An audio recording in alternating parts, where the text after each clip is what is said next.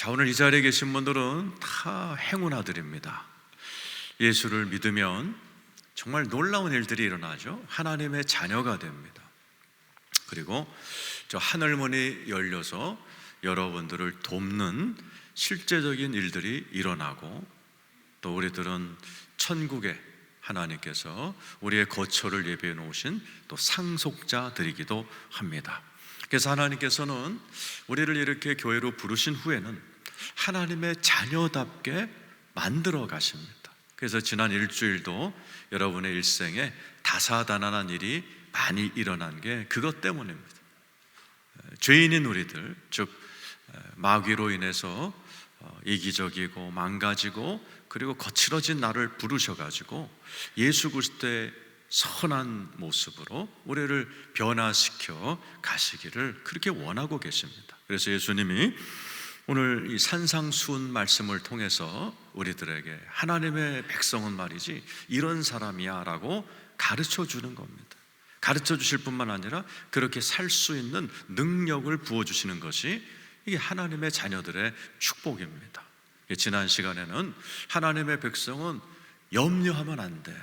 하늘아버지가 너희들의 필요한 것을 다 알고 계시기 때문에 세상 사람들처럼 염려하지 말고 먼저 그의 나라를 구하면 하나님이 다 더해주시는 그런 은혜에 대해서 우리가 배웠습니다. 오늘은 비판하지 말라라는 제목입니다. 목사님, 세상이 다 비판투성인데 어떻게 비판을 안 해요? 맞습니다. 뉴스를 들어보면 여야가 맨날 비판합니다. 지겹게 싸웁니다. 북한이 남한을 그렇게 비판합니다. 자, 여러분들의 가정은 좀 어떠신지 모르겠어요. 여러분의 가정에 비판의 문제가 다 해결이 되셨는지, 아니면 어저께까지 막 싸우다가 나오셨는지. 여러분 직장 생활에 가면 막 눈에 누군가 들어오고 한마디 해주고 싶은 그런 경험이 있으신지, 심지어 교회 와서 생활하다가도 교회 안에서도 누군가 막 한마디 해주고 싶고 비판해주고 싶고 그래서 싸우고, 그래서 관계가 깨진 경험이 있는지 모르겠습니다. 오늘 이 문제 살다 보면 우리에게 참 중요한 것이 비판이라는 문제입니다. 이것을 예수님은 어떻게 말씀하시고 또 이것을 어떻게 극복할 수 있는 어떤 능력을 주셨는지를 잘 배우셔서 이 비판 문제를 여러분이 능숙하게 해결하심으로 말미암아 이 땅에서 아주 성숙한 자라 소리도 듣고 가정과 여러분의 일터와 교회 생활이 행복해지시기를 축원합니다. 1절 같이 읽고 시작합니다. 시작. 비판을 받지 아니하려거든 비판하지 말라. 비판하지 말라는 거죠. 왜요? 비판을 받지 아니하려거든. 비판을 하면 내가 비판을 받습니다. 참 신기하죠? 내가 비판하고 끝하면 좋지만 내가 예를 들어서 가정에서 식구들을 막 비판하면 식구들이 나를 비판해 오고 또 처갓집 시댁 다 들락뜯어서 비판을 낳고 비판이 났습니다. 교회 안에서도 마찬가지고 세상살이가 마찬가지입니다. 비판이란 단어가 헬라어로 크리노란 단어인데 깨지다, 분리하다라는 뜻입니다. 그래서 왜 비판하죠? 그렇죠? 여기는 아버지들이 야, 우리 집안 꼴이 이게 뭐냐? 내가 한마디 하겠다. 그리고 할 말을 팍 퍼붓습니다. 그러면 가정이 하나가 되지 않고 오히려 깨집니다. 이 비판이란 단어가 깨진다라는 단어입니다. 이 비판은 사실은 마귀가 쓰는 아주 고도의 전략입니다. 마귀, 사탄이란 뜻이 뭐죠? accuser, 고발자, 참소자, 비판자란 뜻입니다. 마귀가 만든 것이 비판입니다. 예를 들어서 얼마 전에 우리 남한에서 북한 간첩들이 집단으로 잡혔습니다. 그 사람들이 갖고 있는 지령을 신문에서 보니까 북한에서 그분들에게 지령을 내린 거예요. 이 현 정부를 비방해라, 현 정부를 극렬하게 비판해서 흔들라 하는 행동 지침을 그 사람들이 따르면서 SNS를 통해 여러 방법을 통해 현 정권을 막 흔들어 대는 것입니다.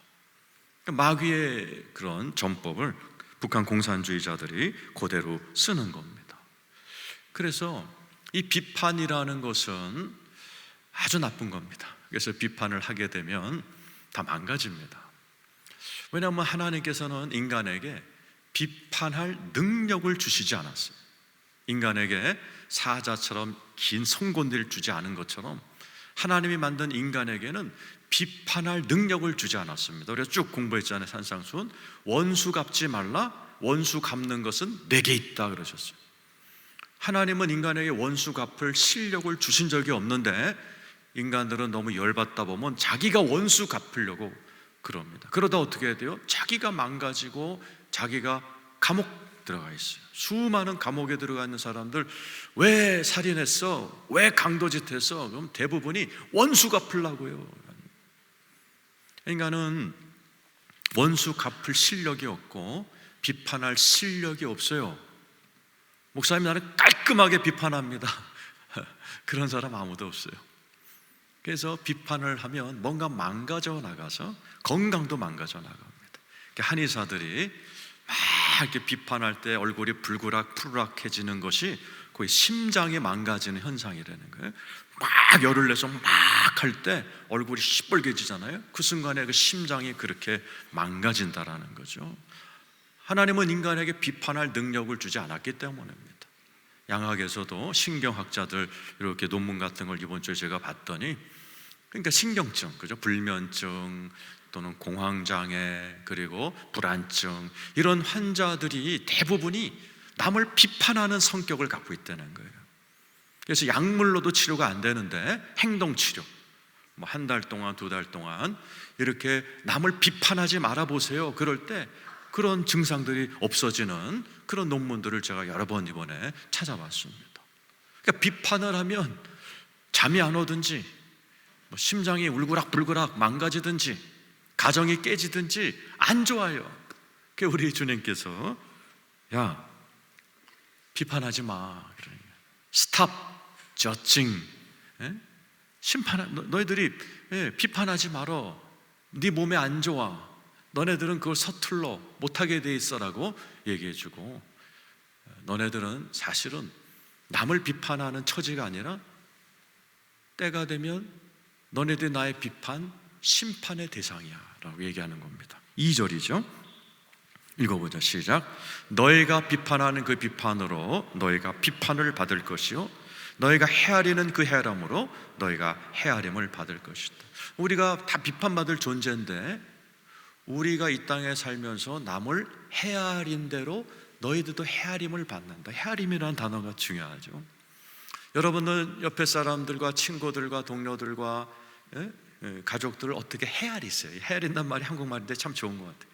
어떻게 따뜻하게 헤아리세요? 아니면 좀 이렇게 딱 사무적으로 끊고 맺고 차갑게 하세요? 사람은 헤아린 대로 헤아림을 받는 겁니다. 6.25 때도 수많은 땅을 가진 양반들이 세상이 뒤집어지니까 마당새들한테 많이 맞아 죽었어요. 인민재판에 끌려가고. 그때 또 다른 양반들은 마당새들이 앞장서 가지고 그 빨갱이들에게 우리 양반, 우리 집주인은요, 우리를 얼마나 잘해줬는지 몰라요. 이 사람 우리 집주인 건드리면 안 됩니다. 오히려 막아준 일들이 많이 있었어요. 그러니까 평소에 헤아림을 한 대로 헤아림을 받는 게 세상의 이치고 마지막 날도 그렇다라는 거죠. 너희가 이 땅에서 비판을 해대면 너희도 비판을 받을 것이고, 네가 따뜻하게 사람을 대했다면 너희도 그렇게 따뜻한 너희가 대가를 받게 될 것이다. 로마서 14장 10절에서 12절입니다. 읽어보겠습니다. 시작. 네가 어찌하여 내 형제를 비판하느냐? 어찌하여 네 형제를 업신여기느냐? 우리가 다 하나님의 심판대 앞에 서리라. 기록되었으되 주께서 이르시되 내가 살았노니 모든 무릎이 내게 꿇을 것이요 모든 혀가 하나님께 자백하리라 하였느니라. 이러므로 우리가 각 사람이 자기 일을 하나님께 직고하리라. 모든 인류는 마지막 날 심판대 앞에 섭니다. 예수 믿지 않은 불신자들은 백보자 심판에 서게 됩니다. 그리고 지옥을 가게 됩니다. 여러분들은 고린도후서 5장 10절 11절에는 뱀마 심판, 상급의 심판대 앞에 서서 이 땅에서 행한 대로 또 심판을 받게 됩니다. 그때 기준이 뭐죠? 네가 이 땅에서 한 대로 너희가 받게 돼 있다라는 거. 너희들이 한 말이 그대로 내 앞에서 직고될 것이다 라고 이야기하는 겁니다. 이번에 이렇게 전화로 녹음한 그 파일 때문에 정치권이 몇 년 전 동안 녹음했던 게 그대로 나오듯이 우리가 한 말들이 그대로 하나님의 심판의 대상이 될 텐데, 너희들이 아주 각박한 마음으로 비판을 했다면 그에 따른 걸 받게 될 거고, 따뜻한 마음으로 사람들을 대했다면 그대로 받게 될 것이다. 야고보서 2장 13절입니다. 시작. 긍휼을 행하지 아니하는 자에게는 긍휼 없는 심판이 있으리라. 긍휼은 심판을 이기고 자랑한다. 그 말입니다. 그래서 비판은 나쁜 거라는 거예요. 하지 말라는 겁니다. 스탑 저칭, 비판을 멈추라는 겁니다. 어떻게 멈춰요? 자, 오늘 설교를 끝까지 들으면 어떻게 멈추는지를 쉽게 이해하게 될 텐데, 급한 분을 위해서 오늘 이 자리에, 오늘 내가 집에 가면 내가 가만히 안 있을 거야, 이런 마음을 가진 분을 위해서, 또 예배가 끝나면 교회 부서로 흩어가선 내가 이 집사를 오늘 잡고야 말리라, 이런 분들을 위해서 응급처치, 질 테일러라는 뇌과학자가 있습니다. 이번 하버드 뇌연구원에서 뇌졸중 환자, 뇌전증 환자, 뇌를 연구하고 치유하는 분인데, 이분이 글쎄 37살 나이에 하버드 대학 병원에서 일하다가 머리가 너무 막 찢어질 듯이 아프다 쓰러졌는데 뇌출혈을 맞은 거예요. 그래서 이분은 자기가 뇌 전문가이기 때문에 8년 동안 재활을 하면서 자기의 뇌를 관찰을 했어. 오히려 긍정적으로, 내가 뇌를 평생 연구하는 사람인데 내 뇌가 터져가지고 뇌출혈을 맞았지만은 이걸 좋은 계기로 삼아서 자기 뇌를 계속 완전히 마비돼가지고 병원에서 그냥 실려갔을 때부터 8년 동안 재활을 해서 다시 의사로 복귀할 때까지를 이렇게 연구를 했고, 그걸 책으로 쓴 걸 제가 봤어요. 그분이 이제 일반 독자들을 위해서 자기 경험을 통해서 뇌출혈에 걸리지 않고 뇌가 건강하여 치매에 걸리지 않기 위해서 우리는 어떻게 하면 좋은가 하는 아주 좋은 책을 썼습니다. 내가 죽은 줄 알았다라는 제목이에요. 너무너무 좋은 책인데 한번 읽어보시면 좋을 것 같아요. 그분이 그래요. 건강한 뇌를 가지려면 뇌가 두 쪽이라는 걸 알아야 된다. 좌뇌, 우뇌. 왼쪽 뇌는 이야기꾼이라는 거죠, 그분 표현으로. 그래서 이야기에서 자꾸 이야기를 생성한다는 거예요. 막 누구를 비판하고 싶은 얘기. 맞아, 걔가 옛날에도 나를 우습게 봤었어. 그런데 지금도 나를 꼬나보고 앉아있네. 그래, 끝나고 나면 내가 한바탕 해주지. 어떻게 해줄까? 그냥 직사풀 퍼볼까? 아니면 살짝 이렇게 우회로 해줄까? 이런 좌뇌가 그런 부정적인 이야기를 생성해낸다는 거예요. 그럴 때 어떻게 해야 되느냐? 이분은 90초 동안 스탑을 외친다는 거죠. 자기 뇌를 향하여 스탑! 내 이야기꾼 이 좌뇌는 잠잠해라! 명령을 하고 90초 동안 스탑하려고 잠잠히 기다린다는 거예요. 그럼 참 신기하게도 막 내 안에서 온갖 상상과 안 좋은 비평과 불만을 막 생성하던 그게 사르르 가라앉는데 90초 정도 걸린다는 거예요. 수시로 그런데. 그러면 좌뇌 활동이 멈추고 우뇌는 평안을 유지하는 기능이 있다는 거예요. 그래서 다시 평온함으로 돌아간다는 거예요. 그래서 제가 그 책을 읽고 저도 해봤어요. 막 이렇게 막 몽글몽글 올라올 때 난 예수의 이름도 붙였어. 예수의 이름으로 스탑. 그 좌뇌도 내 때렸어 이번에. 스탑, 스탑. 한번 해봅시다. 스탑. 막 여러분 해보세요.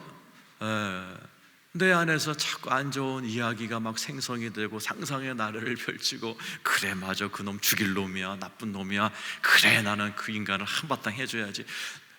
내가 잘못하면요, 이 이야기에 꼬리를 물고 꼬리를 물어서 진짜 막 심장이 뛰고 막 그 사람 보면 막 기분 나쁘고 그렇게 돼버려요. 그러게 되기 전에 90초 동안 스탑하라는 거예요. 그럴 때 정말 우리의 뇌는 내가 쥐고 있기 때문에, 인간인 우리가 핸들을 쥐고 있기 때문에 내가 말을 듣는다는 겁니다. 자, 오늘 진짜 비판을 해결하는 방법은 뒷부분에 나오지만은 응급처치로, 그래서 지금 여러분 가운데 막 위에서 야, 오늘 설교 길겠다 이런 막 불안함이 오는 스탑 옆에 앉는 분이 막 오늘 재수없다, 이상한 사람이 옆에 앉았다, 이런 마음이 막 올라오면 스탑 막 그러셔야 돼요. 자, 우리 주님은 오늘 우리의 이런 마음을 잘 아시고 3절 4절에 우리가 비판을 어떻게 돼야 되는지를 잘 가르쳐 놓으셨어요. 3절 4절 읽어보겠습니다. 자, 시작. 어찌하여 형제의 눈 속에 있는 티는 보고 네 눈 속에 있는 들보는 깨닫지 못하느냐? 보라, 내 눈 속에 들보가 있는데 어찌하여 형제에게 말하기를 나로 내 눈 속에 있는 티를 빼게 하라 하겠느냐? 많은 분들이 그러죠. 목사님, 비판 안 하면 어떻게 해요? 집안 꼴이 뭐가 됩니까? 내가 한마디 해줘야 되네. 우리 회사 꼴이 뭐가 돼요? 내가 사장으로서 한바탕 해줘야 되잖아요. 맞아요. 근데 우리 주님이 뭐라 그러시는 거예요? 야, 그렇게 하기 전에 그러니까 우리 주님 목수이기 때문에 목수 용어를 썼어. 들보와 티, 이거는 정확한 번역은 톱밥과 들보예요. 예수님 목수였기 때문에 목공소에서 톱밥이 있고 큰 나무가 있는 것처럼, 야, 네 남에게 보이는 그 안 좋은 면 있잖아. 그게 톱밥이라면 반드시, 다른 사람은 괜찮은데 왜 자꾸 너만 그게 들어오냐? 너만 왜 눈에 자꾸 그 사람이 그게 안 예쁘게 보이고 기분 나쁘게 보여? 그거는 네 속에 뭐가 있는 거야. 톱밥보다 훨씬 큰 들보가 네 안에 있어서 그게 보이는 거야. 그 들보부터 봐, 그러는 거예요. 지금 여러분 가운데도 지금 여러분 교회에서 다들 괜찮은데 여러분만 이상하게 막 뭐가 들어오는 분이 있어요. 기분 나쁘고 비판할 거 같고. 그런 분은 가만히 생각해 봐야 돼요. 내 속에 그런 게 더 큰 게 있기 때문이야 라고 이야기하는 겁니다. 로마서 2장 1절에 있는 겁니다. 읽어보죠. 시작.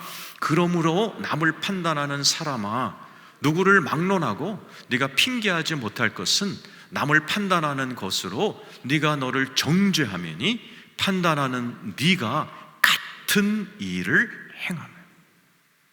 네가 같은 일을 행하기 때문에 그 사람의 눈에 들어온다는 건, 그 사람의 일이 네 눈에 들어온다는 얘기는 네가 같은 일을 행하고 있기 때문에. 잘 생각해 보세요. 제가 미국에서 유학할 때 한 2만 명 되는 교회 목사님이 성추행 문제로 사표를 쓰게 됐어요. 그리고 이렇게 조용해졌는데 갑자기 또 다른 대형교회 목사님이 계속 신문에다가 그 목사님을 비판하는 글을 계속 올렸어요. 그리고 막 인터뷰까지 했어요. 그래서 저분이 왜 저러나 그랬어요. 두 분 다 유명한 분들이었어요. 근데 얼마 있다가 그 막 열 내면서 비판했던 그 목사님이 동성연애졌다는 것이 들통나버렸어요. 오랫동안 파트너로 그 동성애를 즐겼던 젊은 애가 이제 그 유명한 목사님이 자주 안 만나준다고 열받아서 그냥 공개를 해버린 거예요. 그 목사님도 사표를 쓰게 됐어요. 보세요. 자기가 동성애를 하고 있었기 때문에 성추행을 한 목사가 자꾸 눈에 들어오고 자꾸 싫고 자꾸 비난이 되는 거예요. 우리 주님이 그 얘기하는 거예요. 네가 같은 일을 행하고 있기 때문에 그 사람이 보이는 거야. 딴 사람은 아무렇지도 않은데 왜 너만 난리야? 네 속에 난리치는 커다란 들보가 들어앉아 있다라고 이야기하는 겁니다. 요한복음 8장 7절에서 9절 한번 읽어보죠. 시작. 그들이 묻기를 맞지 아니하는지라 이에 일어나 이르시되 너희 중에 죄 없는 자가 먼저 돌로 치. 보세요. 현장에서 간음하다가 잡힌 여자를 끌고 왔어요. 사람들이 전부 다 짱돌 들고 왔어요. 그러면서 예수한테 물어보죠. 모세율법엔 여자 돌로 쳐 죽이라고 그랬는데 당신은 좀 다른 가르침을 한다지만 어떡할까요? 그랬더니 예수가 한 거예요. 네 중에 죄 없는 자가 있어? 죄 없는 자가 먼저 돌로 쳐 그랬어요. 그랬더니 어떻게 돼요? 8절 9절 시작. 다시 몸을 굽혀 손가락으로 땅에 쓰시니 그들이 이 말씀을 듣고 양심의 가책을 느껴 어른으로 시작하여 젊은이까지 하나씩 하나씩 나가고 오직 예수와 그 가운데 섰는 여자만. 너희들 중에 죄 없는 놈이 먼저 쳐라 그러고 주님이 뭘로 글로 쓰셨다는 거예요. 학자들은 짱돌 들고 있는 남자들이 마음속으로 품고 있는 여자들 이름을 썼다고 그러는 거예요. 김마담, 미쓰리 이렇게. 그러니까 깜짝깜짝 놀래가지고 어떻게 알았지? 그리고 다 도망가 버린 거예요. 네? 이 말은 무슨 말이에요? 짱돌 들고 간음한 여자를 죽이려고 왔던 그들도 똑같은 짓을 하고 있었다는 얘기예요. 우리 주님이 생각해 보라는 거예요. 너 지금 누구를 막 눈에 들어오지 기분 나쁜 거 저 사람. 딴 사람은 괜찮은데 너만 그러지 지금. 가만히 봐봐. 네 속에 똑같은 짓 하고 있지 않나 보라는 거예요. 이게 굉장히 중요한 겁니다. 우리가 살아가면서 가정에서도 남을 비판하고 싶을 때가 있어요. 그럴 때 여러분들이 예수를 믿는다면 오늘 말씀을 생각하고 잠시 90초 스탑을 하면서 생각해 봐야 돼요. 아, 내 안에는 저런 모습이 없는가 보라는 거죠.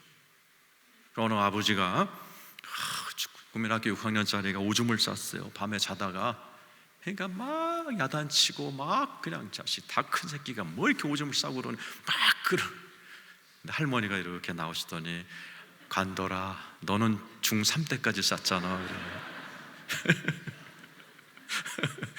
다 자기가 똑같은 짓을 하고 있는 거예요. 그걸 모르고 사람들은 자꾸 이렇게 비판하는 겁니다. 서울에 영락교회라고 있죠. 한국의 대표적인 장로교회입니다. 한경재 목사님이 거기 담임 목사님이셨어요. 어느 날 청년들이 대자보를 갖고 와서 한경재 목사님을 비판한다. 20가지 다 들고 왔어요. 쫙 읽었어요. 청년들이 목사님 앞에서. 자, 그러면 여러분 어떻게 하시겠어요? 나 같으면 그냥 이놈의 새끼들 뭐 죽어팰 텐데 한경재 목사님은 여전히 대단하셔서 씩 웃으면서 그러셨대요. 자네들은 내 죄를 20가지 막 적어왔는데 나는 100개도 넘어. 내가 잘못했어. 내가 잘할게. 그랬더니 이 청년들이 아무 말도 못하고 서로 얼굴만 쳐다보다가 슬슬 도망가더라는 거죠. 이런 겁니다. 어떤 비판을 할 때 왜 싸움이 붙어요? 내가 맞받아치니까 그런데 내 쪽에서 내려놓으면, 내 쪽에서 맞아, 니네들은 톱밥만 갖고 왔지만 내 안에 들보가 있다. 야, 잘할게. 한경직 목사님은 참 기록을 갖고 계신 분이에요. 평생 부부싸움을 한 번도 안 하신 분이에요. 참 영락교인들이 이렇게 존경하세요. 그러신데요, 딱 집에 들어왔는데 사모님이 저기압이다 그러면 무조건 내가 잘못했어, 내가 잘하면 되지 뭐. 그리고 마신다는 게, 그러니까 싸울 일이 없으셨다는 거죠. 거인들하고도 싸우지 않으시고 정말 귀하신 분이에요. 성경대로 사셔서 그런 거예요. 한번 여러분들 생각해 보세요. 나 지금 누군가가 자꾸 눈에 들어와 거슬려. 그럼 빨리요, 내 속에 내가 똑같은 짓을 하고 있지 않는가 봐야 돼요. 여러분, 아내가 거슬리는 남편은 생각해 봐야 돼요. 나는 오케이인가? 아내들은 남편을 대해서 막 지금 거슬리는 게 들어올 때 생각해 봐요. 나는 그런 모습이 없나? 그죠? 이런 거를 봐라. 우리 주님이 그런 거죠. 그리고 주님 뭐라고 그러세요? 그거 뽑고 하라는 거죠. 맞아요. 많은 분들이 목사님, 내가 가만히 있으면 저 못된 우리 아들 저거 도둑질하고 그러는데 가만 놔두란 말이 아니에요. 교정하되 너부터 뽑고 하라는 겁니다. 5절입니다. 읽어보죠. 시작. 외식하는 자여, 먼저 내 눈 속에서 들보를 빼라. 그 후에야 밝히 보고 형제의 눈 속에서 티를 빼리라. 먼저 나오죠. 먼저. 지난 시간에도 염려하지 마. 먼저 그의 나라와 의를 구하라. 그렇죠? 오늘도 먼저 네 눈 속에서 들보 빼라. 제가 아니고 네 눈 속에서 들보 네가 먼저 뽑아. 그 후에야 밝히 보고 형제의 눈 속에서 티를 빼라라는 겁니다. 여러분이 평생 배워야 될 기술이 이겁니다. 내가 누군가를 비판하는 그게 기분 나쁜 게 막 걸리적거리는 게 들어온다? 내 안에 그게 없나 살펴본 다음에 있으면 뽑아야 돼요. 그 들보가 어떤 게 있습니까? 나쁜 성품, 혈기, 쓴뿌리, 이거 뽑아보시면 알죠? 얼마나 힘든지 몰라요. 저도 우리 새어머니 용서하는데 8개월 밤낮 기도해서 8개월 될 때 내 마음속에서 미움이라는 게 확 나갔어요. 이거를 아는 사람은요, 누군가 관계가 나쁜 어머니를 미워하는 사람을 함부로 내가 판단을 못해요. 왜 엄마한테 그렇게 못해요? 왜? 내가 너무나 힘들었기 때문에. 들보를 빼내본 사람은 들보가 얼마나 힘든다는 걸 알기 때문에 다른 사람들을 이렇게 쉽게 정죄를 못합니다. 주님이 그러라는 거예요. 네가 먼저 뽑아봐. 얼마나 힘든지 알아. 그 다음에 네가 교정해줘. 그러는 거죠. 간디, 인도의 지도자 중에 간디가 있어요. 어느 어머니가 아이를 데리고 와서, 간디 선생님, 우리 아들 좀 야단 쳐주세요. 사탕을 너무 많이 먹어서 이빨이 다 썩어 나가는데도 얘가 사탕만 죽자 사자 먹어요. 그랬더니 간디가 일주일 있다 와 그랬어요. 일주일 있다. 일주일 있다 오니까 이제 간디가 그 아이에게 사탕 먹으면 안 돼. 이빨 다 썩어. 엄마 말 들어. 이렇게 야단을 쳤다는 거죠. 그러니까 그 옆에 분이 물어봤더니, 아니 간단한 거를 왜 일주일 있다가 오라고 그랬어요? 했더니 내가 사탕을 좋아하거든. 야, 내가 사탕을 좋아하는데 어떻게 사탕을 끊으라고 그래? 그러니까 일주일 동안 사탕 금식해서 사탕 금식. 일주일 동안 사탕을 안 먹었어. 그리고 좀 자격을 회복해서 내가 야단친 거야. 이런 자세가 훌륭한 자세라는 겁니다. 개그맨 중에 이성미라고 아시죠? 그분은 뜰 때부터 욕이라는 주특기, 필살기를 배워서 욕이 몸에 밴 사람이에요. 아들, 딸을 키우면서 그렇게 자기도 욕쟁인데 그 아들, 딸들을 그렇게 야단을 쳤다는 거죠. 네, 다 큰 아들을 언젠가 막 야단칠 때 그 아들이 자기 손을 딱 잡더라는 거죠. 탁 엄마를 뿌리치면서, 엄마는 크리스찬이라며. 그러면서 방으로 올라가는 걸 쫓아가가지고 그냥 이 미친놈, 빌어먹을 놈, 나가 죽을 놈 막 소리를 지르고 한바탕 욕해주고 나오는데 하나님의 음성이 들려요. 네 말대로 해주랴 그러더라는 거예요. 네 아들 빌어먹게 해주랴, 네 아들 정신 나가게 해주랴 그러더라고요. 너무 무서워가지고 그날 밤부터 자기 혓바닥을 붙들고 기도했다는 거예요. 하나님, 내 몸에 밴 이 욕 좀 뽑아주세요. 내 몸에 밴 욕 좀 뽑아주세요. 몇 날 며칠을 갖다가 자기의 혀를 붙들고 기도했고, 진짜 어느 날 아침에 이렇게 아들을 만나니까 아들이, 엄마 요즘 욕 안 하네? 예? 예, 그렇게 돼가지고 요즘 텔레비에 자주 나와요. 그 가정이 맨날 싸웠던 가정이었습니다. 근데 지금 가끔 이렇게 텔레비에 나오는 거 보면 화목하고 그 아들도 엄마랑 얼마나 다정해졌는지 몰라요. 그러니까 우리 주님께서 먼저 들보 뽑아, 그리고 할 말 해, 그러는 거예요. 그 예수님처럼 그렇게 하라는 거죠. 정죄한 그 여인, 현장에서 끌려온 여인을 향해서 예수가 뭐라고 했어요? 요한복음 8장 11절 같이 한번 읽어보죠. 시작. 대답하되 주여 없나이다. 예수께서 이르시되 나도 너를 정죄하지 아니하노니 가서 다시는 죄를 범하지 말라. 주님도 뭐라고 하세요? 나도 너를 정죄하지 않는다.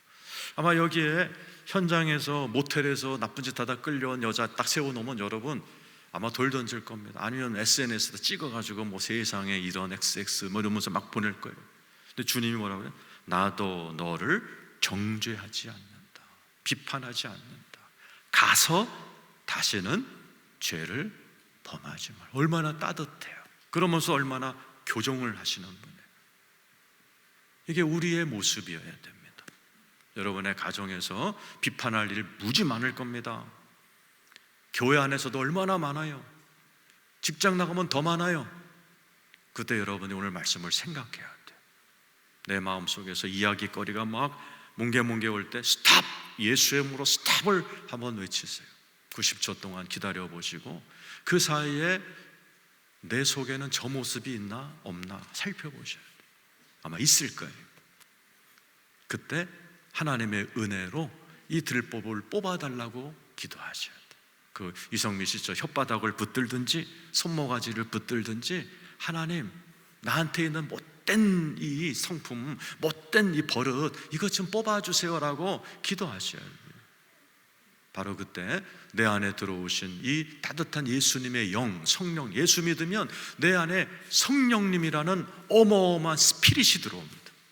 그 영은 엄청난 크기의 능력의 영이 내 안에 들어와서 그 깡패들이 변해서 목사가 되게 만드는 신비한 능력이 예수 믿으면 들어옵니다. 그래서 맨날 비판하고 욕했던 그런 사람들이 예수님처럼 웬만한 걸 보더라도 따뜻하게 끌어안아주고, 나도 너를 정죄하지 않아, 너 올바로 살아야 돼, 도와줄게, 이렇게 말하는 굉장히 훌륭한 사람들이 되는 겁니다. 이 자리에 계신 우리 성도님들만이라도 그렇게 시작해요. 비판을 먼저 스탑하세요. 그리고 누가 막 들어오거들랑 내 안에 그게 없나 한번 살펴보시고, 뭐 있다면 혀를 붙들든 뭐 손모가지를 붙들든 기도하세요. 그래서 여러분들께서 정말 오늘 말씀을 잘 가슴에 새기시고 이 땅에서 예수님처럼 따뜻하게 세상을 끌어안아주고, 또 세상을 또 따뜻하게 교정해주고, 너 그 죄를 이기려면 예수 믿어야 돼. 예수 믿어야 네 안에 예수님의 영이 들어가서 너를 거룩하고 멋있게 살게 해줘. 이렇게 복음도 전하시면서 이 세상을 따뜻하게, 가정을 따뜻하게 만들어 가시는 우리 성도님들이 다 되시기를 축원합니다.